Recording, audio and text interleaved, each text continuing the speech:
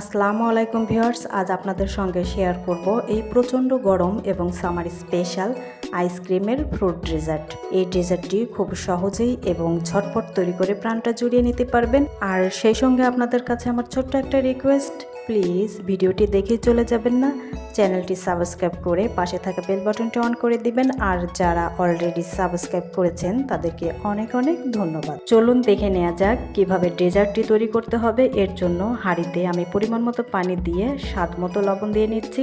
এখন দিয়ে দিচ্ছি সামান্য পরিমাণ গ্রিন ফুড কালার। ফুড কালারটা যদি কখনো কম মনে হয় পরে আর একটু অ্যাড করে দিতে পারেন, কোনো সমস্যা নেই। এখন দিয়ে দিচ্ছি নুডলস। এখন একটু নাড়াচাড়া করে নিয়ে নুডলসটাকে খুব ভালোভাবে সিদ্ধ করে নেব। সিদ্ধ হয়ে গেছে, এখন নুডলসটাকে পানি ঝরিয়ে একদম ঠান্ডা করে নিতে হবে। এর জন্য আমি কিছু ফ্রুটস বা ফল কেটে নিয়েছি। আমি এখানে কালো আঙ্গুর কেটে নিয়েছি, আপেল কেটে নিয়েছি, আনার বা বেদানা নিয়েছি, সবুজ আঙ্গুর নিয়েছি, আর নিয়েছি কলা। ডেজার্টটি তৈরি করতে আমি এখানে একটা গ্লাস নিয়েছি, এর মধ্যে দিয়ে দিচ্ছি আইসক্রিম।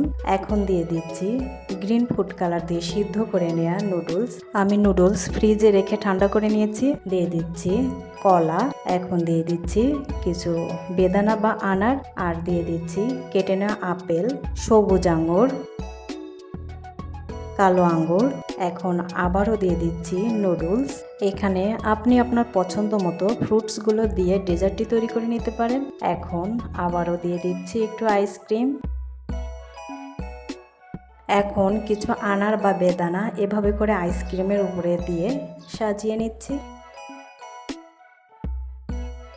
এ পর্যায়ে পরিবেশনের জন্য একদম রেডি হয়ে গেছে এই প্রচণ্ড গরম এবং সামার স্পেশাল প্রাণ জুড়ানো কলিজা ঠান্ডা করা আইসক্রিমের ফ্রুট ডেজার্ট। এখন একটু দেখিয়ে দিচ্ছি, দেখে যেন প্রাণটা জুড়িয়ে গেল। এখন রেসিপিটি হুবহু ফলো করে ডেজার্টটি তৈরি করে খেয়ে কলিজা ঠান্ডা করে এই প্রচণ্ড গরমে সবাই ভালো থাকবেন, সুস্থ থাকবেন। আজ এখানেই বিদায় নিচ্ছি। আল্লাহ হাফেজ।